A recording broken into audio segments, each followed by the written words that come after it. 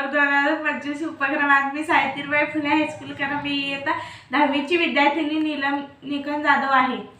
आणि मी पौर्णिमा घेवडे.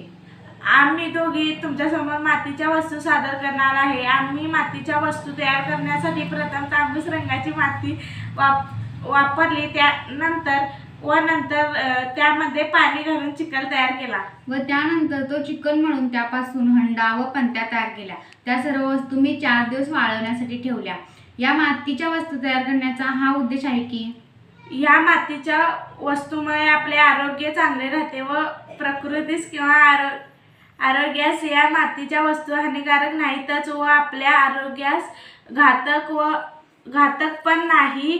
आताच्या काळात या मातीच्या वस्तूंचा उपयोग खूप प्रमाणात होतो व पूर्वीच्या काळी ह्याच मातीच्या वस्तूंचा उपयोग खूप प्रमाणात होत होता व त्या काळच्या लोकांची प्रकृती खूप चांगली होती व मातीच्या वस्तूंचा उपयोग केला तर आपले आरोग्य चांगले व छान राहील.